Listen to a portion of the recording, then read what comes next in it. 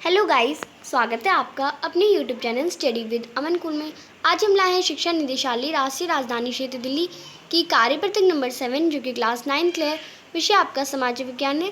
Date है 22 जुलाई 2021। आप अपना नाम और अपनी कक्षा अध्यापक का नाम लिखेंगे। तो आज की आपकी जो वर्कशीट का विषय है वह इतिहास की समझ, जिसका आप पार्ट 2 पढ़ेंगे। भारत की वर्तमान आर्थिक और सांस्कृतिक विरासत एक लंबी प्रक्रिया का परिणाम है। भारतीय इतिहास की शुरुआत सिंधु घाटी सभ्यता के जन्म और आर्यों के आने से कर सकते हैं। अब जो भारत की जो वर्तमान आर्थिक स्थिति है और सांस्कृतिक विरासतें हैं वो बहुत लंबी प्रक्रिया के परिणाम है। बहुत लंबे लोगों ने संघर्ष किए तो उनका परिणाम है।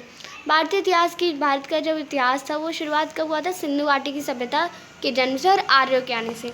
इन दो चरणों के आमतौर पर पूर्व वैदिक और वैदिक युग के रूप में वर्णित किया गया है और इन दोनों चरणों को पूर्व वैदिक और वैदिक युग के रूप में बताया गया है। ईसा पूर्व चौथी सदी, आज से लगभग 23,000 वर्ष पूर्व में सम्राट अशोक के अधीन भारत का एकीकरण देखा गया और बौद्ध धर्म एशिया के कई हिस्सों में फैल गया। सम्राट अशोक के संबंधित शिलालेख प्राप्त होते हैं। हमारे देश का राजकीय प्रतीक सारनाथ के अशोक के सिंह स्तंभ से लिया गया है, जिसे आपने सिक्कों, बैंक के नोटों, सरकारी दस्तावेजों और अधिकारी मोहरों पर देखा होगा आपने अशोक चिन्ह। पहली सदी में ईसाई धर्म सीरियाई व्यापारियों के साथ केरल पहुंच गया था। पहली सदी में स्थापित गुप्त वंश के साम्राज्य को भारत का उस समय का स्वर्णिम काल माना गया है।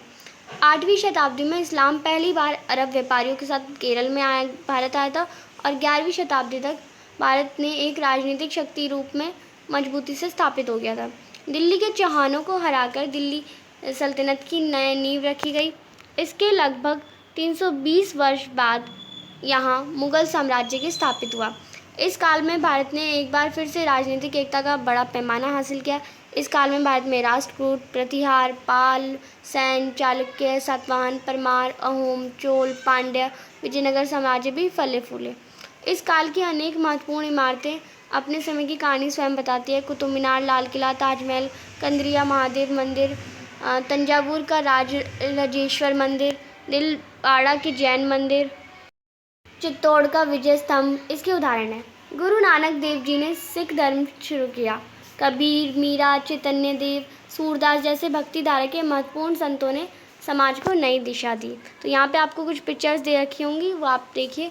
चित्र में यहाँ पे चैतन्य देव, रहट, इबादत खाने में अन्य धर्मों के विद्वानों के साथ अकबर, आपको ये दे रखा है। इबादत खाने के अन्य धर्मों के साथ विद्वानों के साथ अकबर दे रखे हैं और रहट दे रखे हैं, चैतन्य देव दे रखे हैं। और ये एनसीईआरटी की बुक से ही आपके जो इमेजेस। कृषि में रहट, नहरों व तालाबों, लोहे के हल, चरखे से बहुत विकास हुआ। ये काल कृषि उत्पादकता, हस्तकला, मूर्तिकला, व्यापार व स्थापत्य कला के क्षेत्र में भारत का स्वर्णिम काल रहा। भारत के गर्म मसालों के साथ सूती व रेशमी कपड़े पूरी दुनिया से व्यापारियों को आकर्षित करते रहे। अब ये जो आपकी वर्कशीट थी उससे रिलेटेड कुछ क्वेश्चंस है। 5 इजी से क्वेश्चंस है। तो फर्स्ट क्वेश्चन है, भारत की धार्मिक विरासत की संपन्नता को पहचान कर लिखिए। तो फर्स्ट क्वेश्चन है, आप लिखेंगे भारत की वर्तमान आर्थिक और सांस्कृतिक विरासत एक लंबी प्रक्रिया का परिणाम है। भारत इतिहास की शुरुआत सिंधु घाटी सभ्यता के जन्म और आर्यों के आने से कर सकते हैं। इन दो चरणों का आमतौर पर पूर्व वैदिक और वैदिक युग के रूप में वर्णित किया गया है। ईसा पूर्व चौथी सदी, आज से लगभग 23,000 पूर्व में सम्राट अशोक के अधीन भारत का एकीकरण देखा गया और बौद्ध धर्म एशिया के कई हिस्सों में फैल गया।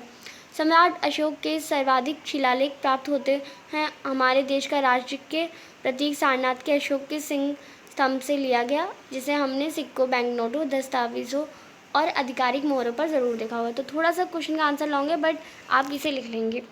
सेकेंड क्वेश्चन है, ईसाई व इस्लाम धर्म के सबसे पहले केरल में आने से क्या कारण हो सकते हैं? तो आप इसका आंसर करेंगे क्योंकि वह उस वक्त जहाज़ी यात्राओं का चलन था और पानी के जहाज़ से आने के कारण भारत में केरल नीचे से समुद्र के पास पड़ता था, तो इसलिए ईसाई व इस्लाम धर्म सबसे पहले केरल पहुंचा था।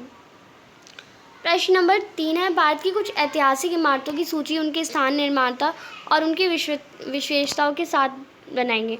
तो आपको एक सूची बनानी है। तो मैंने यहाँ पे 2 लिख दिए हैं, आप और भी लिख सकते हैं।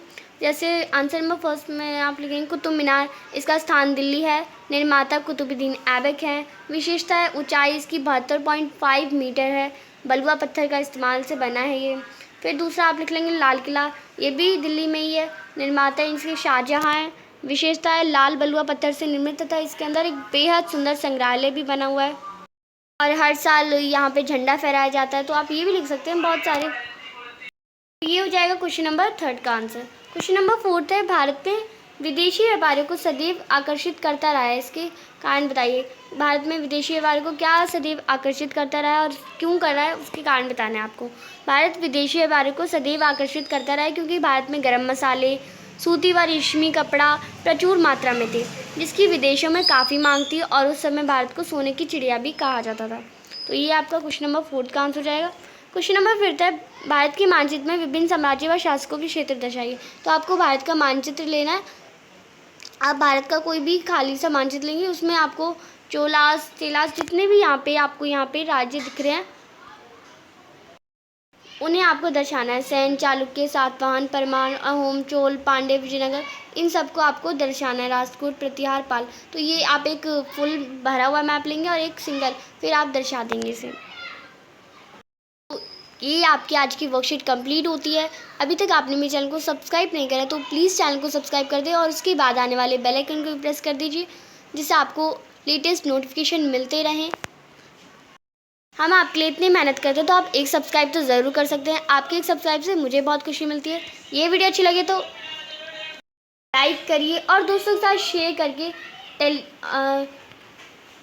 आप हमारे टेलीग्राम ग्रुप ज्वाइन कर सकते हैं और आप हमें इंस्टाग्राम पे भी फॉलो कर सकते हैं। Thanks for watching. Bye bye guys.